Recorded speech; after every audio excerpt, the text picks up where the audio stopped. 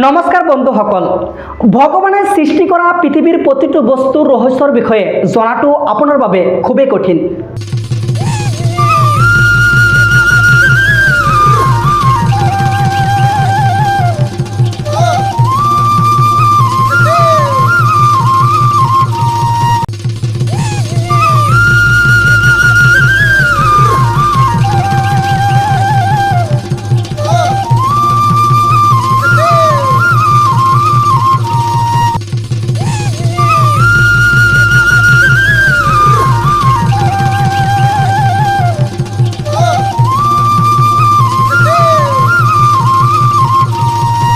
কিয়নো আপুনি চাগে শুনিছে পৃথিৱীত এনেকুৱা এটা সাগৰ আছে যিটো সাগৰত দুটা পৃথক ভাগত ভাগ আছে আৰু সাগৰৰ পৃষ্ঠত থকা পানীভাগক দুটা পৃথক ৰঙত ভাগ কৰিছে।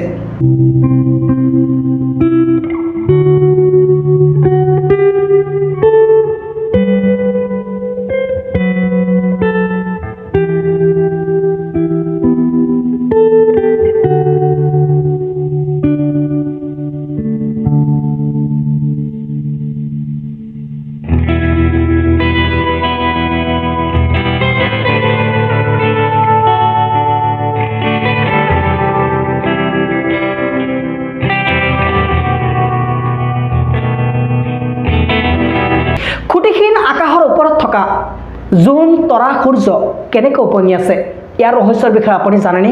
আপুনি চাগে নিশ্চয় নাজানে। বন্ধুসকল, আজি আপোনালোকক ক'বলৈ গৈ আছোঁ এটা বিৰল প্ৰাণীৰ কথা, যিটো প্ৰাণীৰ বিষয়ে বৈজ্ঞানিকসকলৰ হাতত নাই কোনো তথ্য। মানুহেও এই প্ৰাণীটোক আগতে কেতিয়াও দেখা নাই।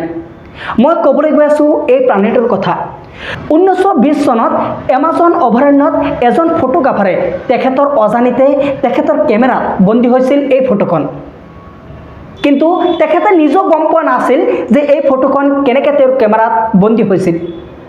আপুনি নিশ্চয় দেখিছে যে এই ফটোখন হুবহু দেখাত এটা সাপৰ দৰে, কিন্তু বহুতে দাবী কৰিছে যে এইটো এটা বিৰল প্ৰজাতিৰ মেকুৰী, যিটোৰ নাম হৈছে এমাজন স্নেক কেটছ, যিটোৰ বৈজ্ঞানিক নাম হৈছে সাৰ্পেন্স কেটাছ।